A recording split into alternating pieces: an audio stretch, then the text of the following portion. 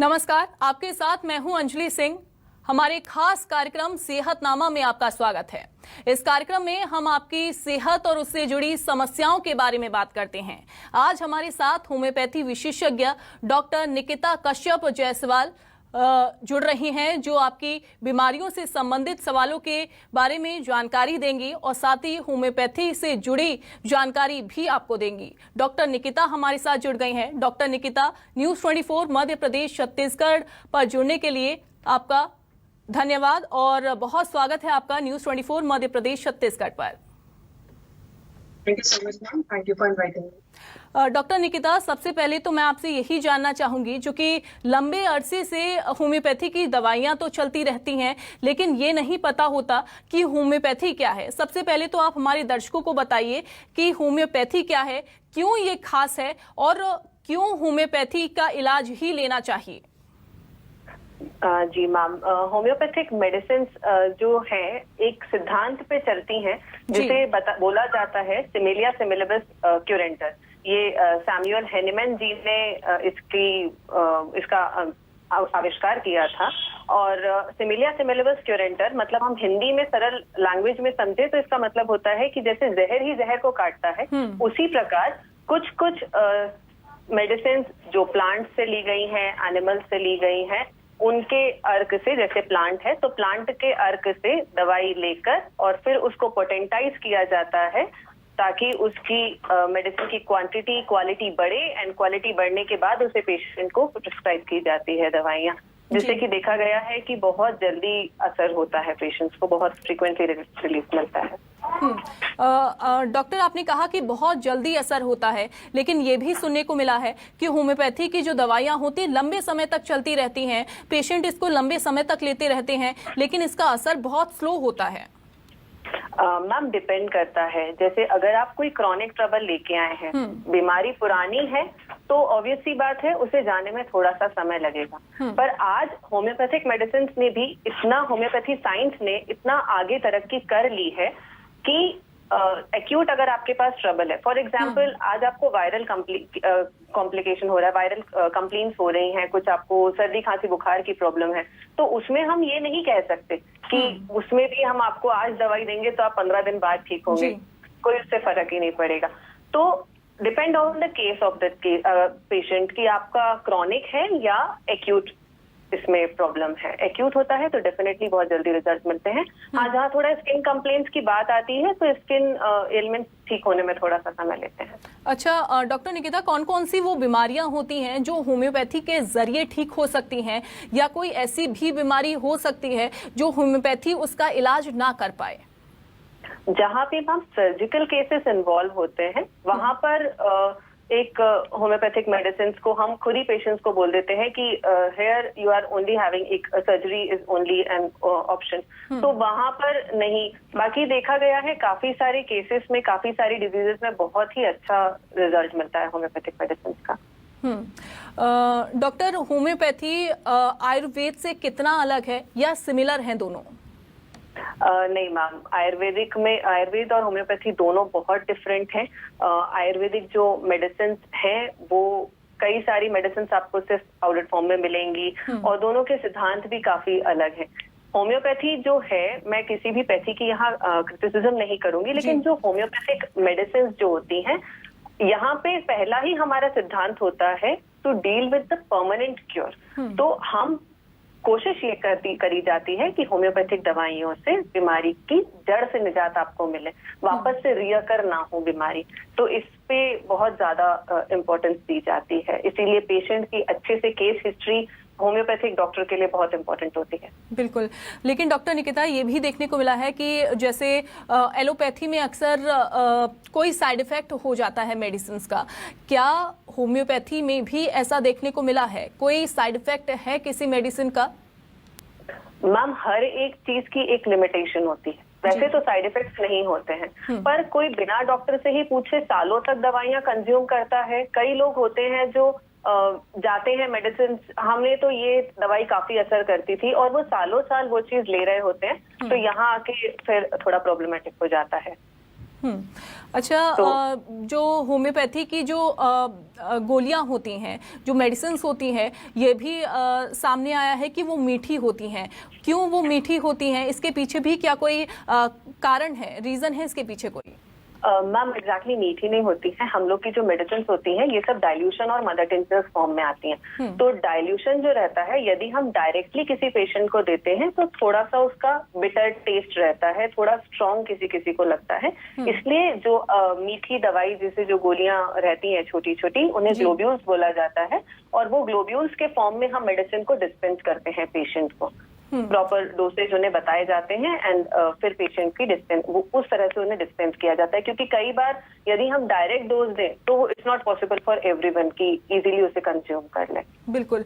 अच्छा, जैसे अक्सर ही बहुत सारी बीमारियां ऐसी होती हैं, या अगर मैं माइग्रेन की ही बात कर लूं या कोई अन्य बीमारियों की ही मैं बात करूं, बहुत सारी दवाइयां ऐसी होती हैं जिसमें अल्कोहल की जो मात्रा होती है उसमें वो थोड़ी ज़्यादा होती है। क्यों अल्कोहल की मात्रा होम्योपैथी की दवाइयों में थोड़ी ज्यादा रखी जाती है? क्या इसके पीछे भी कोई रीजन है? मैम जैसे मैंने अभी आपको थोड़ी देर पहले बताया था कि प्लांट्स, कोई भी एक XYZ कोई भी एक प्लांट का हम एग्जांपल ले लें, उसका अर्क निकाल के उसे बहुत पोटेंटाइज किया जाता है, जिससे कि मेडिसिन की जो क्वालिटी है उसे एनहांस किया जाता है। कहा जाता है कि जब हम उसे ऐसे ही नॉर्मली रख देंगे तो वो कॉज ऑफ एटमॉस्फेयर बहुत जल्दी स्पॉइल हो जाएगा, उसके अंदर का जो भी तत्व है वो स्पॉइल हो जाएगा। तो इसीलिए अल्कोहल में उसे प्रिजर्व किया जाता है। अल्कोहल की मात्रा इज फिक्स्ड। जो फार्मेसी, होम्योपैथिक फार्मेसी जो बोलती है, उसमें अल्कोहल की मात्रा एक ही है, एक ही निश्चित डिसाइडेड सबके पैमाने रखे गए हैं, उसी अकॉर्डिंग मेडिसिन प्रिपेयर होती हैं। तो किसी किसी पेशेंट को जो थोड़े सेंसिटिव रहते हैं उनको कई बार ऐसा फील होता है कि इसमें अल्कोहल का टेस्ट आ रहा है या अल्कोहल जैसा एक स्मेल आ रहा है, लेकिन वो सिर्फ उसे प्रिजर्वेशन के लिए यूज किया जाता है। जी डॉक्टर, आपके पास अगर पेशेंट आते हैं तो क्या वो सभी पेशेंट होम्योपैथी की दवाइयां अगर कंज्यूम कर रहे हैं तो क्या वो सभी ठीक होते हैं? क्या कभी ऐसा कोई पेशेंट आया है जो ये शिकायत लेकर आया हो कि हमें असर नहीं कर रही है दवाई? क्या ऐसी भी कोई शिकायत मिलती है? मैम वैसे तो बहुत से केसेस में अभी तक ऐसा देखा गया है कि बहुत अच्छे से मेडिसिन असर करती हैं, पर जहां मैंने आपको बताया जैसे कि सर्जिकल ट्रीटमेंट देना है, पर कई बार पेशेंट कहते हैं कि नहीं, पहले हम होम्योपैथिक मेडिसिन ट्राई कर लेते हैं, अगर हमें इससे आराम नहीं मिला देन हमारे पास ऑप्शन में तो है ही सर्जरी। तो उन केसेस में जहां हमें लगता है कि नहीं, यहाँ पे नहीं हो सकता है, तो खुद ही पेशेंट्स को हम बोल देते हैं कि रिलीफ नहीं होगा आपको, नहीं, बिना मतलब आप मेडिसिन ना लेके आप डायरेक्ट आप सर्जन के पास जाएं तो वो ज्यादा बेटर होगा। तो कहीं कहीं किसी किसी केसेस के अंदर जहां पे सर्जरी इन्वॉल्व होती है, उधर देखा गया है, जहाँ पैथोलॉजिकल कंडीशन सिवियर इन्वॉल्व होती है, वहां देखा जाता है कि आपको दूसरी पैथीज का भी सहायता लेनी पड़ती है। जी डॉक्टर निकिता, ऐसा क्यों होता है कि किसी पेशेंट को डॉक्टर लिक्विड रेकमेंड करते हैं और किसी किसी पेशेंट को सफेद गोलियां रेकमेंड करते हैं? क्या इसके पीछे भी कोई कारण है? हाँ मैम, जैसा मैंने आपको बताया तो वो मदर टिंचर्स होते हैं, और कई बार अभी में मैंने आपको जैसा कहा कि होम्योपैथिक साइंस बहुत फ्रीक्वेंटली इम्प्रूव कर रहा है, बहुत फ्रीक्वेंटली चेंजेस आ रहे हैं। आज हम लोगों ने 10 साल इसी पैथी की पढ़ाई करी है, तो हमने कई सारी फार्मेसी में चीजें सीखी हैं नई नई कि और क्या क्या इम्प्रोवाइज होता है। फॉर एग्जांपल कई बार वाटर डोज में पेशेंट को मेडिसिन दी जाती है, तो वाटर डोज की जो मेडिसिन है वो अलग तरीके से लिक्विफाई फॉर्म में दी जाएगी। कई बार मदर टिंचर्स देने पड़ते हैं। मदर टिंचर अर्क रहता है प्रॉपर मेडिसिन का, कई बार हमें उसे पोटेंसी में देना पड़ता है, जैसे 30, 200, 1M, 10M, CM, depend on the patient, जो भी तकलीफ रहती है। तो वो मेडिसिन को जो ग्लोब्यूल्स फॉर्म है, जो मीठी गोलियां रहती हैं, उसमें डिस्पेंस किया जाता है। और जिसको लिक्विड मेडिसिन की जरूरत है, कहीं कहीं हमें लगता है कि हमें मदर टिंचर देना है, तो उन पेशेंट्स को फिर हम लिक्विड देते हैं। डॉक्टर निकिता, होम्योपैथी की जो मेडिसिन हैं, होम्योपैथी की दवाइयां हैं, कितनी सेफ हैं? अगर प्रेग्नेंट वुमेन की बात करूं, उनके लिए क्या ये कंज्यूम करना सेफ है? मैम बिल्कुल सेफ है, बस आपको प्रॉपर पता रहना चाहिए कि आप खुद से उसको ना कंज्यूम करें। आप डॉक्टर के पास जाएं, डॉक्टर की सलाह लें, जो डॉक्टर आपको मेडिसिन देगा, प्रिस्क्राइब करेगा, आपको वही मेडिसिन लेनी चाहिए। आपको बिना डॉक्टर के प्रिस्क्रिप्शन के, स्पेशली प्रेग्नेंट फीमेल्स को नहीं लेनी चाहिए, क्योंकि इट्स क्वाइट हार्मफुल। मैंने जैसे आपको बोला कि बिना आप किसी के गाइडेंस के, बिना आप किसी के प्रिस्क्रिप्शन के यदि आप मेडिसिन लंबे समय तक कंज्यूम करते हैं तो मेडिसिन भी अपने साइड इफेक्ट्स बताती हैं। बिल्कुल। अगर स्टोन का इलाज किया जाए, अन्य कोई बीमारियों का इलाज किया जाए, तो क्या होम्योपैथी से वो भी संभव है? बीमारियों की चलिए अब मैं बात कर लेती हूँ मैम। बीमारियां, कौन कौन सी बीमारियां ठीक हो सकती हैं होम्योपैथी के जरिए? मैम जैसा अभी आप ही ने कहा, रीनल कैल्कुलाई या स्टोन जिसको हम बोलते हैं, मैम बहुत अच्छा रिजल्ट मिलता है होम्योपैथिक मेडिसिन से। कई सारी मेडिसिन हैं जो स्टोन को वहीं डिसॉल्व करके यूरिन के थ्रू बाहर निकलवा देती हैं, तो यहाँ पेशेंट सर्जरी से बच जाता है।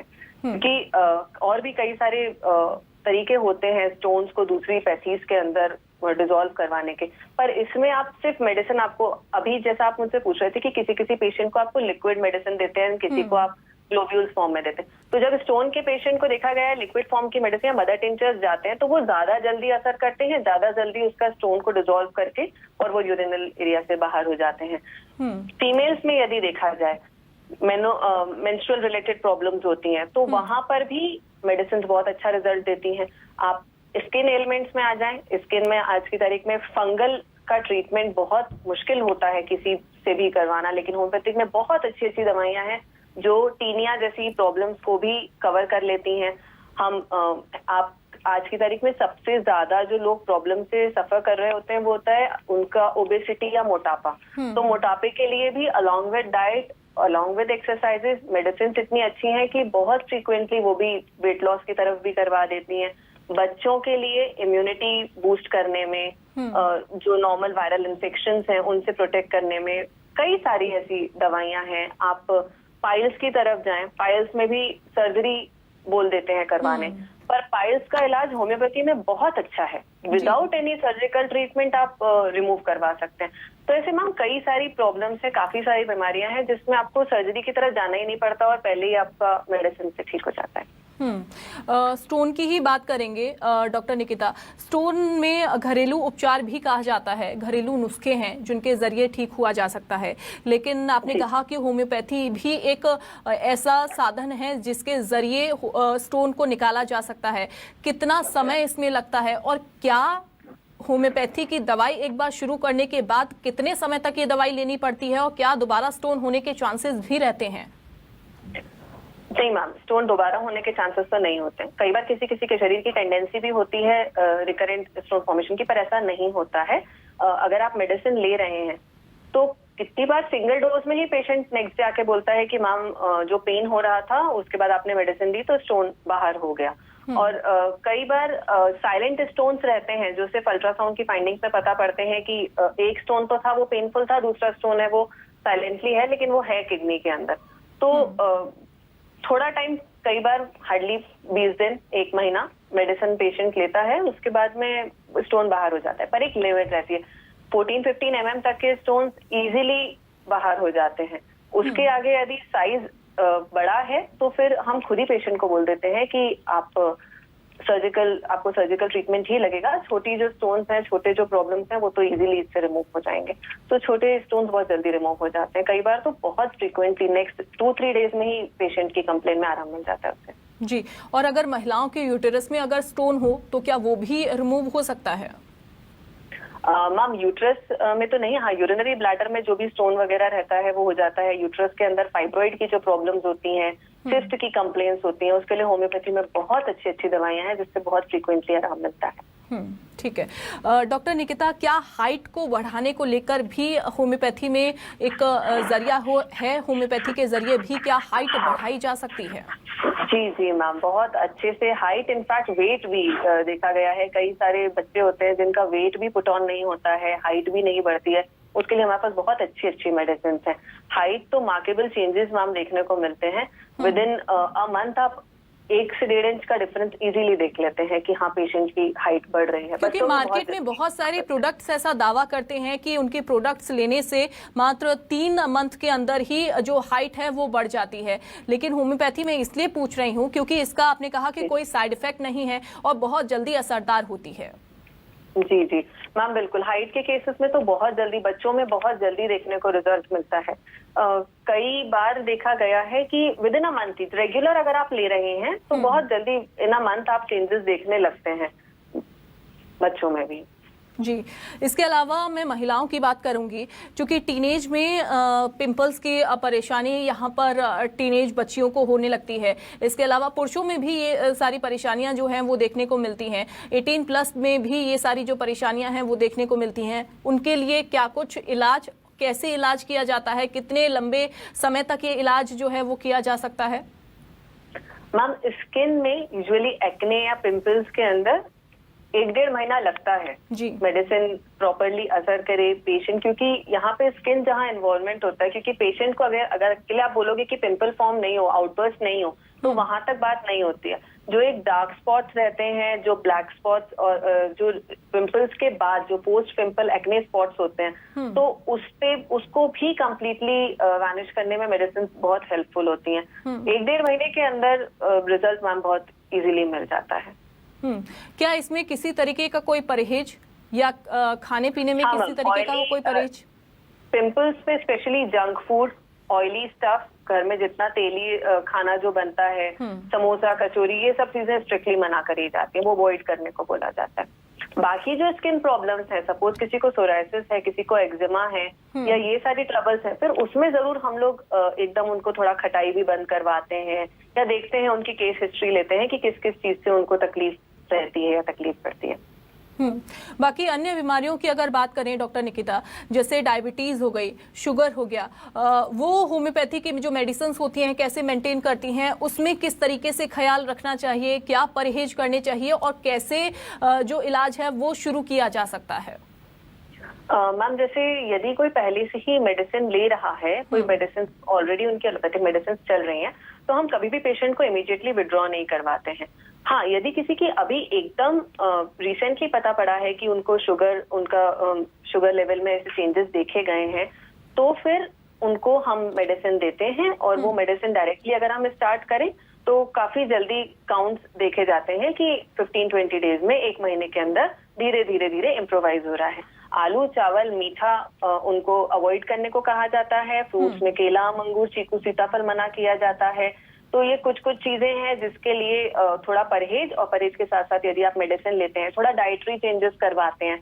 फॉर एग्जांपल थोड़ी होम रेमेडीज भी उन्हें बोली जाती हैं कि आप साइड बाय साइड ये भी लीजिए तो आपको और फायदा होगा, स्पेशली इन डायबिटीज। तो मैम काफी जल्दी उसमें रिजल्ट देखने को मिलते हैं। बिल्कुल। साथ ही साथ एक और चीज़ मैं आपसे जानना चाहूँगी, चूँकि होम्योपैथी के जो पेशेंट होते हैं उनके मन में अक्सर ये सवाल चल रहा होता है कि अगर वो होम्योपैथी की मेडिसिन ले रहे हैं तो क्या वो ठीक हो जाएंगे, क्या वो पूरी तरीके से ठीक हो जाएंगे, क्या इसका भी क्या उनकी जो बीमारी है वो जड़ से खत्म हो जाएगी? जी मैम, बिल्कुल हो जाएगी। मैंने पहले आपको बताया कि हम जब पढ़ाई करने घुसते ही हैं होम्योपैथी की, तो हमें सबसे पहला सिद्धांत सिखाया ये जाता है परमानेंट क्योर। तो जब बीमारी मेडिसिन दी ही इस तरह से जाती है कि वो जड़ से पेशेंट की जो ट्रबल है, पेशेंट की जो तकलीफ है, उसको हटाए, बीमारी जड़ से जाए, रिलैप्स ना हो। और अभी मैम जो साइंस है वो बहुत इम्प्रोवाइज कर गया है। पहले इतना, मैं खुद भी मानूंगी कि पहले इतना ज्यादा नहीं होता था, होम्योपैथी में इतनी ज्यादा पढ़ाई नहीं होती थी, इतना अच्छे से उसमें इन्वेंशंस नहीं होते थे जितने आज हो रहे हैं। तो आज के तारीख में आप डॉक्टर के पास जाएंगे तो आपको ऐसा कभी भी नहीं बोलेगा कि तुमको 4-5 महीने लगेगा या 6 महीने लगेगा, क्योंकि हर कोई चाहता है, उन्हें क्विक रिजल्ट चाहिए। आज मैं भी अगर किसी के पास जाऊंगी तो मैं यही चाहूंगी कि मेरे को इंस्टेंट आप आराम दीजिए, क्योंकि टाइम ही 2 मिनट नूडल्स वाला चल रहा है। तो आपको बिल्कुल डेफिनेटली होम्योपैथिक मेडिसिन से बहुत फ्रीक्वेंटली आराम मिलता है, और रिमूवल बहुत जड़ से होता है बीमारियों का। जहाँ सर्जरी है मैम, वहाँ पे हम खुद ही बोल देते हैं कि आप सर्जन के पास जाएं। बिल्कुल। क्या कैंसर का इलाज भी होम्योपैथी में है? मैम कुछ हद तक फर्स्ट स्टेज अगर है, आजकल कुछ हैं जो लोग स्टार्टिंग में ही आ जाते हैं, क्योंकि कैंसर एक ऐसी चीज है मैम जो बहुत आगे जब बढ़ चुकी होती है उसके बाद ही डॉक्टर के पास जाते हैं लोग। जब वो 2nd-3rd ग्रेड पे पहुंच जाता है तभी जाते हैं। तो उसके जो सफरिंग्स है उससे बचा जा सकता है। रेडिएशन के जो एडवर्स इफेक्ट्स हैं उससे कई बार मेडिसिन ऐसी होती हैं जिससे बचा जा सकता है, पेशेंट को रिलीफ बहुत जल्दी मिल जाता है। और स्टार्टिंग की स्टेज अगर रहती है तो कुछ हमारे पास बिल्कुल मेडिसिन हैं जिनसे कि आप कैंसर जैसी बीमारी में भी अच्छे रिजल्ट मिल जाते हैं। एक और सवाल मेरा डॉक्टर निकिता, क्या होम्योपैथी की दवाई अगर ले रहे हैं तो क्या उन दवाइयों के साथ एलोपैथी की दवाइयां या कोई अन्य आयुर्वेद की दवाइयां भी ले सकते हैं? हाँ जी मैम, बिल्कुल ले सकते हैं। ऐसा थोड़ा सा मेडिसिन के बीच में 2 घंटे का डिफरेंस रहे अगर तो ज्यादा अच्छा है, लेकिन बिल्कुल ले सकते हैं, कोई प्रॉब्लम नहीं रहती है। क्या कोई ऐसे भी केसेस देखने को मिले हैं कि डॉक्टर निकिता की होम्योपैथी की दवाइयों से उनको आराम नहीं मिल रहा है, फिर उनकी दवाइयां चेंज करनी पड़ती हैं, और अगर ऐसे केसेस देखने को आते हैं तो वो कौन से केसेस होते हैं और ऐसा क्यों होता है? मैम, जैसे अगर कोई बहुत पुराना कोई सोरायसिस का केस आ रहा है या कोई भी चर्म रोग XYZ आ रहा है, तो अगर हमें लग रहा है कि हमने जो पहले मेडिसिन दी उससे पेशेंट आके बोल रहा है कि मैम अभी रिलीफ नहीं है, हो सकता है हम उसकी मेडिसिन चेंज करें, हो सकता है हम उसकी पोटेंसी या पावर को हम चेंज करें एंड उसके बाद उसको रिलीफ मिले। या कई बार पेशेंट बोलता है कि इससे पहले जो आपने मेडिसिन दी थी उससे ज्यादा रिलीफ था और लास्ट टाइम जो मेडिसिन गई थी उससे नहीं था, तो तब भी मैम मेडिसिन चेंज करनी पड़ती है। तो it depends on patient to patient. बिल्कुल डेफिनेटली उसमें आराम मिलता है। जी डॉक्टर निकिता, एक कॉलर हमारे साथ जुड़ गए हैं, अपना सवाल पूछिए। हेलो जी, अपना सवाल पूछिए। हेलो डॉक्टर साहब नमस्ते। हेलो डॉक्टर साहब नमस्ते जी। जी नमस्कार। नमस्कार जी। मैं काफी टाइम से मेरे एसिड बनता है और भोजन पचता नहीं है। एक बार प्लीज वापस रिपीट करें सवाल, थोड़ा डिस्टर्बेंस आ रहा है मैम। डॉक्टर साहब, मैं भोजन नहीं पचता है मेरे। अच्छा, आप अपना टीवी का वॉल्यूम थोड़ा सा कम कर दीजिए। अच्छा सर। और सवाल दोहराएं अपना। मेरे भोजन नहीं पचता है, एसिड बनता है, भोजन नहीं पचता है सर। जी सर, सबसे पहले तो आप अपना जो डेली लाइफस्टाइल है इसको चेंज करिए। यदि आप भोजन रात में 7:30 के बाद लेते हैं तो उससे पहला नंबर बंद करें। शाम में जितना हो सके हल्का भोजन लें, ज्यादा ऑयली स्टफ आप न लें। खाने में कितना डिफरेंस है, यदि आपको एसिडिटी की कंप्लेन है तो आप हर 2 से 2.5 घंटे के बीच में पेट में कुछ ना कुछ डालें, सो दैट आपको ये एसिड फॉर्मेशन फ्रीक्वेंटली ना हो।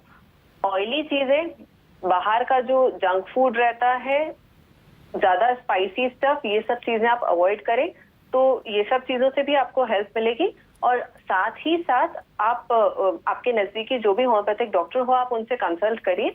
तो एसिडिटी में बहुत अच्छे से हमारे पास मेडिसिन है जिससे बहुत फ्रीक्वेंटली रिलीफ मिलता है।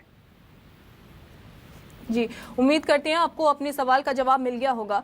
डॉक्टर निकिता, क्या होम्योपैथी की आदत लग सकती है? दवाई अगर कोई ले रहा है होम्योपैथी की तो क्या किसी पेशेंट को उसकी लत लग सकती है, आदत लग सकती है? नहीं मैम, ऐसी कोई भी मेडिसिन इसमें नहीं होती है जिसमें एडिक्शन हो या कुछ भी हो। ऐसा नहीं होता है कि कोई भी चीज की हैबिट लगे। इनफैक्ट जब पेशेंट ठीक होता है तो खुद ही डॉक्टर बोल देता है कि बस this is the last dose, इसके बाद में कोई प्रॉब्लम हो तभी आप आके बताएं। जी, क्या ऐसे भी कोई केसेस देखने को मिले हैं डॉक्टर निकिता कि ठीक होने के बाद दोबारा से वो बीमारी उभर कर आई हो और दोबारा से वही दवाइयां लेनी पड़ रही हो? मैम, कई केसेस में ऐसा होता है जहां पेशेंट को क्रॉनिसिटी में चीज चली आ रही, क्रॉनिक ट्रबल ही चला आ रहा होता है, तो उसे हम परहेज बताते हैं कि आपको ये चीजें अवॉइड करना है। पर यदि वो चीज परहेज नहीं कर रहे हैं और उनको फिर से मतलब वही चीजें वापस से कंज्यूम करने की हैबिट हो, या फॉर एग्जाम्पल कई बार बोला जाता है कि आप ये स्पाइसी चीजें, जैसे मैंने अभी सर को ही बताया कि आप थोड़ा सा स्पाइसी अवॉइड करें, क्योंकि जब भी ये बाहर का या स्पाइसी लेंगे, खाना बेटाइम खाएंगे, तो इनको एसिडिटी की प्रॉब्लम होगी, क्योंकि उनकी बॉडी की टेंडेंसी हो चुकी है ना, इतने लंबे समय से वो चलता आ रहा है। तो कई बार ऐसा देखा जाता है कि जब पेशेंट थोड़ी सी गड़बड़ करते हैं तो थोड़ा बहुत रिलैप्स होने के चांसेस हो जाते हैं। होम्योपैथी में क्या ऐसी भी कोई दवाई बनाई गई हैं जो भूख को बढ़ाती हैं? हाँ मैम, ऐसी बहुत सी मेडिसिन है जिससे कि भूख बढ़ती है, और भूख बढ़ने के साथ साथ जिसको बहुत, कई बच्चे होते हैं, कई यंग होते हैं जो लोग वेट गेन नहीं कर पाते हैं। वो लोग चाहते हैं कि उनका थोड़ा मस्कुलर बॉडी हो, लेकिन वो वेट पुट ऑन नहीं कर पाते हैं। तो उस कंडीशन के लिए भी बहुत अच्छी मेडिसिन हैं। जी बिल्कुल डॉक्टर निकिता, समय की हमारे पास थोड़ी सी कमी है। बहुत शुक्रिया आपका न्यूज़ 24 मध्य प्रदेश छत्तीसगढ़ को अपना कीमती समय देने के लिए। तो सेहतनामा में फिलहाल के लिए बस इतना ही। बाकी खबरों के लिए आप देखते रहिए न्यूज़ 24 मध्य प्रदेश छत्तीसगढ़।